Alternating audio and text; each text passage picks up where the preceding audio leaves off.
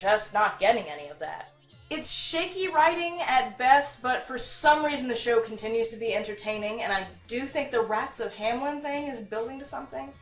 Still, barely gotta keep this in the yellow for as much as I do enjoy watching it. More than pretty much everything that is in that take it or leave it bracket. It's mostly just because it's light, fun, and likable. Writing-wise, it has become a little too unfocused and meandering. It's certainly not anything I can put a badge of quality on at this point, but I still have faith in it to pull out some cool stuff in the coming episodes. I really do think the Rats of Hamlin mystery was what this show was kind of meant to be about all along, and I'm interested to see where it's headed, so that's good. We need some good things in this back half. So, remember the little prayer I said back in week 2, begging Viva Dread Operation to just stick to its relatively inoffensive Strike Witch's roots and not get any worse than it already was? My prayers have gone unanswered. No sooner do I open my big fat mouth than we get a beach episode, and oh, what a beach episode it is. I refuse to describe it. You can just sort of digest the majesty before you and come to your own conclusions. It's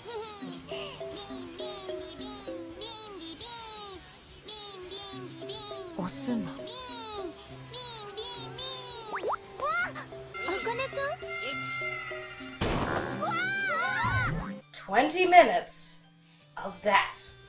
It would seem the thing with Viva Dread Operation is that it's only tolerable when it's being forced to soldier ahead in its cookie-cutter plot, which is, say, standard, well-animated, marketable mush.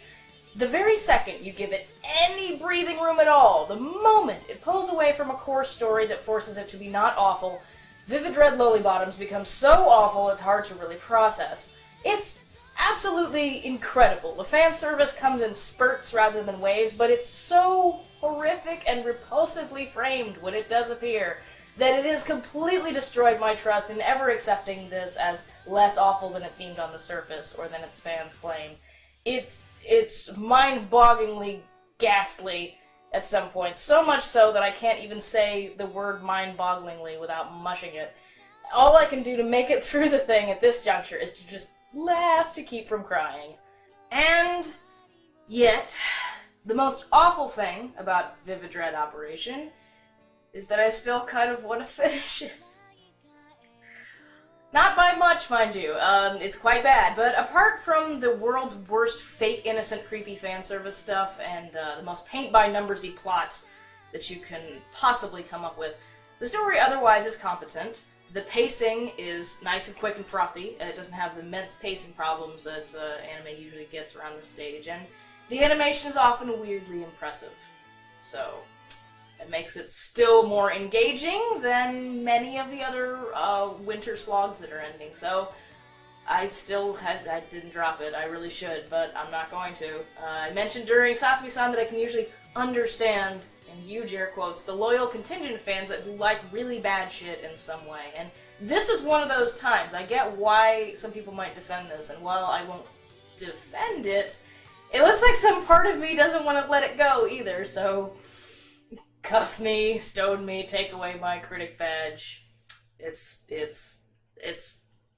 I should be completely mortified by this point, but some part of me is broken and I'm not. So let's just get this over with and move on again. Whew. Whew! Well, that's it.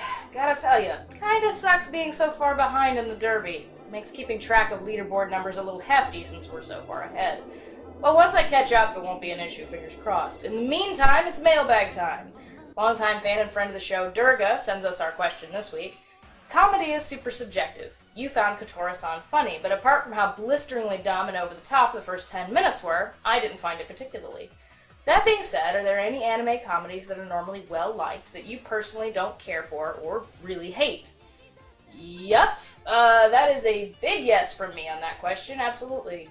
In fact, while there are many anime comedies I do enjoy, and I'll acknowledge the slapstickier cartoons are a large part of the medium, heavily responsible for bringing people in and beloved by many, comedy is generally not what I go to anime for to begin with.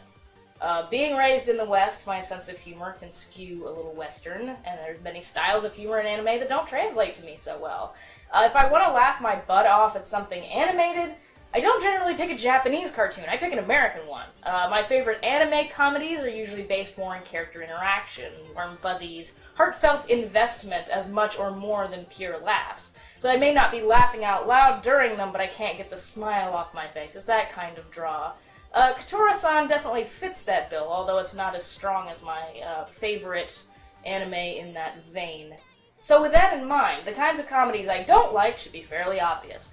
The screechers, the histrionics, randomness, and pun-based stuff really does not do anything for me. All the more so if it doesn't have characters that I can feel something for. When it comes to anime, I need to be able to care about the story at large or the individual episodes rather than just laughing at its pure dumb randomness. If every character amounts to one or two jokes and that's it, I'm not a fan. And so I'm not a fan of Nabashin, basically. Narima Daikon Brothers kind of worked for me, but that's pretty much only because I cared about the characters.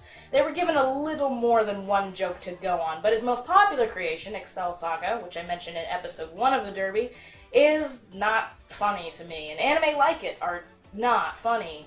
They're not the worst things in the world. Excel Saga, well, there was some talent behind it. Stuff like Cuticle Detective Inaba, that's the worst stuff in the world. But regardless of relative quality, they just don't make me laugh because they seem to be trying too hard. And that's also why I don't think I've given oft-claimed to be funniest anime ever Gintama much of a chance. Because, well, Gintama seems a little Excel Saga-ish. But I can't pass judgment till I've actually sat down and tried to watch it, so I'll say no more on that subject. Enough about my lack of a sense of humor, let's take a look at our leaderboard. Sadly, Oreshura fell about as hard as it soared once we hit the halfway point, but everything else has remained fairly steady, with Bakumatsu and Amnesia hitting their stride and at least forming a direction and being engaging, if not both still being pretty dumb, and Mayu and Vividred unfortunately succumb to their baser and lazier tendencies. But the dud we're dropping is the do-nothing merchandise beg that is GJ Boo. No Hot for Sister garbage in my lineup, thank you.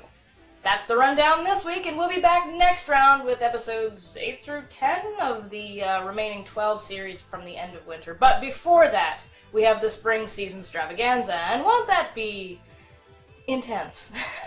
If you have a mailbag question about a specific anime title, the state of the industry, anything Japanimation related, send it to me at joreviews@gmail.com. Till then, sayonara, bye-bye everyone, and look forward to the spring extravaganza this weekend.